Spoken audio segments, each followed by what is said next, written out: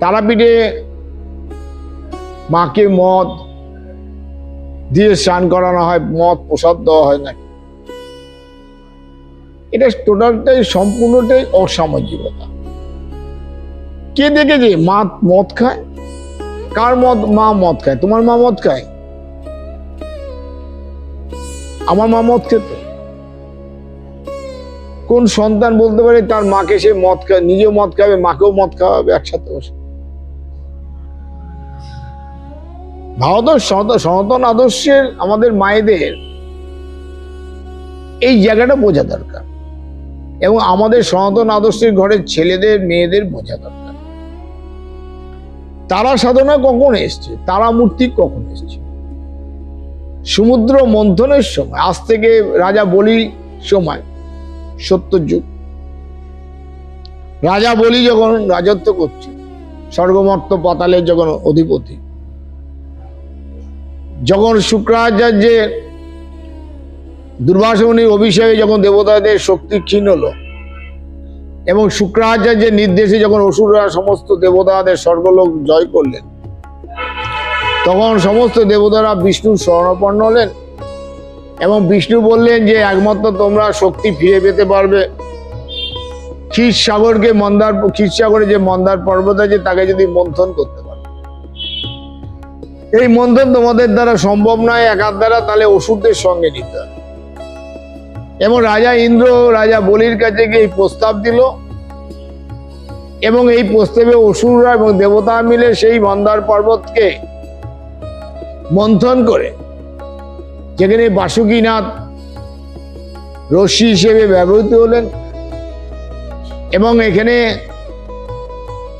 বিভিন্ন কামধেনু থেকে, কল্পতরু থেকে উষশ্রীর মতো ঘোড়া এবং রত্ন সব উঠতে লাগলো, কিন্তু তার মধ্যে উড়েছিল হলাহল বিষ। এই বিষ সৃষ্টিকে ধ্বংস করে দেবে জেনে একমাত্র ভগবান শিব সেই হলাহল বিষকে হরণ করলেন, এবং তিনি নীলকণ্ঠ হলেন। কিন্তু এই বিষজ্বালা থেকে মুক্ত করতে স্বয়ং মা এই শিবকে, ভগবান শিবকে শিশু রূপে তৈরি করে, শিশু পরিণত করে তাকে কোলে নিয়ে স্তনপান করেছিলেন। এই তারা শক্তি উৎপন্ন হলো, আর এই তারা শক্তি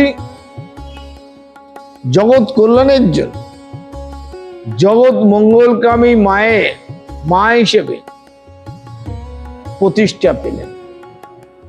আর এই তারামূর্তি কি হলো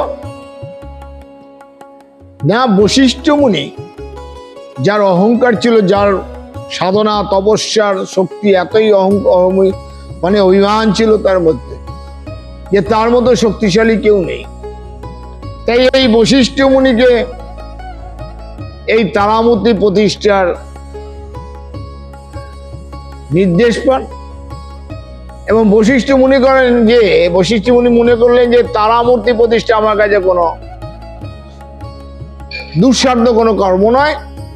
আমি যে শক্তিমান, শক্তির প্রতি আমার যে অভিমান, আমার তপস্যা, তারা শক্তি আমার এমনিতেই প্রতিষ্ঠা পেয়ে। কিন্তু উনি তপস্যা করতে গুহায় বসলেন, কিন্তু তারা শক্তির কোনো ইঙ্গিত বা তার স্বরূপ জানতে উনি পারলেন না। তখন অগ্নি ভেঙে পড়লেন। তখন দৈবানী হলো যে চীনে, যেটা বলা হয় তিব্বত, চীনে যে তিব্বত পর্বত, সেই পর্বতের গুহায় এক বৌদ্ধ বসে আছেন, তিনি তারা শক্তির পথ নির্দিষ্ট করবেন। এই বশিষ্ঠ মুনি তার কাছে গিয়ে বিভিন্ন তার সেবা করতে লাগলেন। সেই বৌদ্ধের সেবা করতে লাগলেন, এবং এই সেবা করতে করতে সেই বৌদ্ধ তাকে তারা শক্তি বীজ, তারা সাধনার পথ দেখালেন। এবং একদিন তিনি এই তপস্যা করতে গিয়ে মা তারার সেই দিব্য শক্তি প্রথমে উগ্র রূপ দেখলেন, তারপরে সে মা শান্ত রূপে তাকে দর্শন দিলেন। এবং এই বশিষ্ঠের যে মা তারাশক্তি মঙ্গলদায়িনী মা হিসেবে তারাপীঠে দ্বারকা নদীর তীরে শ্বেত শিমুল বৃক্ষের তলায় পঞ্চমুণ্ডির আসনে বসে সেই বামদেবের তপস্যা এবং তারা নামের মাহাত্ম্য প্রচার বামা খ্যাপার মাধ্যমে বিশেষভাবে পরিলক্ষিত হয়। কিন্তু সেখানে মাকে মদ দেওয়া বা বিভিন্ন অপসংস্কৃতির যে বাতাবরণ তৈরি করা সেইগুলো কিন্তু ছিল না। তারামূর্তি তারাশক্তি অতি শুদ্ধ সুন্দর পরম পবিত্রতার এবং মঙ্গলদায়িনী সেই মায়ের মঙ্গলময়ী সেই রূপ আজ চণ্ডীর থেকে ভয়ানক রূপে পরিলক্ষিত হচ্ছে কিছু তন্ত্রধারী, আমি বলবো ভেগধারী কিছু মানুষের কার্যকারিতায়।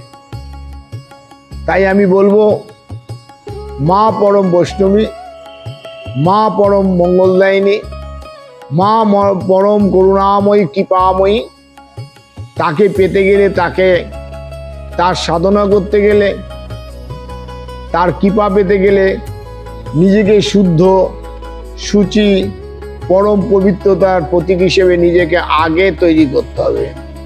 তাহলেই মায়ের কৃপা তুমি ঘরে বসেই পাবে, ওই তারাপীঠের শ্মশানে যাবারও কোনো প্রয়োজন হবে না। জয় মা, জয় তারা, জয় মা, ভালো থেকো সবাই, সুন্দর থেকো। জয় ঠাকুর শ্রীরামকৃষ্ণ।